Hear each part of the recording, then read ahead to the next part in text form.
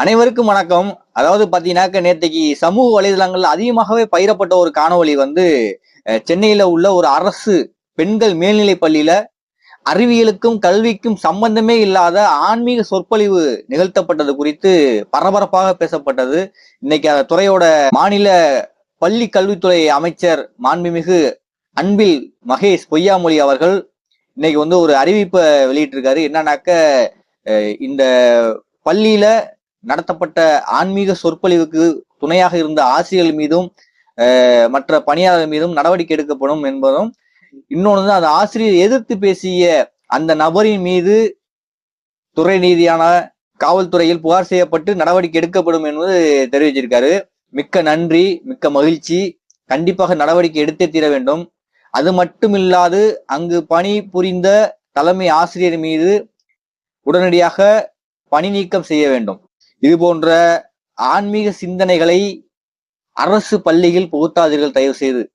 அரசு பள்ளி என்பது அனைத்து சமூக மக்களும் படிக்கக்கூடிய, சாதி மதங்களுக்கு அப்பாற்பட்டு படிக்கக்கூடிய ஒரு பள்ளிக்கூடத்தில ஒரு மத போதனையை, ஒரு ஆன்மீக சிந்தனையை விதைக்காதீர்கள் தயவு செய்து குழந்தைகள் மத்தியில. அந்த நபர் வந்து கேள்வி கேட்ட ஒரு ஆசிரியர் பார்த்தீங்கன்னாக்க இரு கண்களுமே தெரியாதவர், பார்வையற்ற மாற்றுத்திறனாளி. அவருக்கு முதல்ல நம்ம நன்றியும் பாராட்டையும் தெரிவிக்கணும். இங்கு பலரும் கண் இருந்தும் குருடராக இருக்கிறார்கள். எதிர்த்து கேள்வி கேட்க முடியல. ஒரு தவறு நடக்குது, ஒரு அநீதி நடக்குதுன்னா எதிர்த்து கேள்வி கேட்கல, எதிர்த்து குரல் கொடுக்க முடியாம கண் இருந்தும் குருடர்களாக, காது இருந்தும் செவிடர்களாக இருக்கும் பலருக்கு மத்தியில ஒரு கண் பார்வையற்ற மாற்றுத்திறனாளை எதிர்த்து கேள்வி கேட்கிறாரு. இதுதான் சமூக சிந்தனை. அந்த தலைமை ஆசிரியரை பணி நீக்க செய்ய வேண்டும் என்பது பொதுமக்களுடைய கோரிக்கை.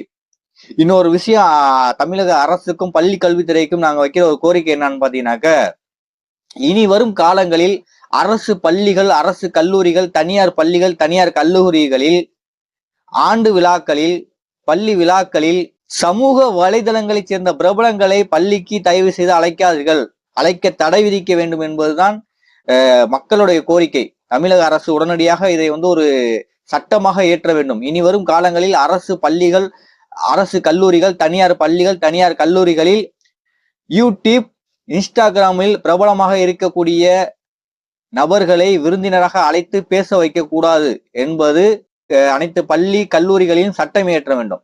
இது போன்ற நபர்களை, தனி நபர்களை சிறப்பு விருந்தினராக அழைக்க கூடாது என்று. ஆசிரியர்களுக்கு மேலே ஒருத்தர் வந்து ஒரு அறிவியலையும் ஒரு பொது சிந்தனையும் விதைக்க முடியும். இன்னொரு நபரை எதுக்கு நீங்க அழைக்கிறீங்க? அது மாபெரும் தவறு. மாண்புமிகு பள்ளி கல்வித்துறை அமைச்சர் அன்பில் மகேஷ் பொய்யாமொழி அவர்கள் உடனடியாக அந்த நபர் மீது வழக்கு பதிவு செய்து நடவடிக்கை எடுக்க வேண்டும். இவரை அழைத்து வர காரணமாக இருந்த அனைத்து ஆசிரியர்கள் மீதும் நடவடிக்கை எடுக்க வேண்டும் என்று பொதுமக்கள் சார்பாக கேட்டுக்கொள்கிறோம். மீண்டும் அடுத்த காணொலியை சந்திப்போம். நன்றி, வணக்கம்.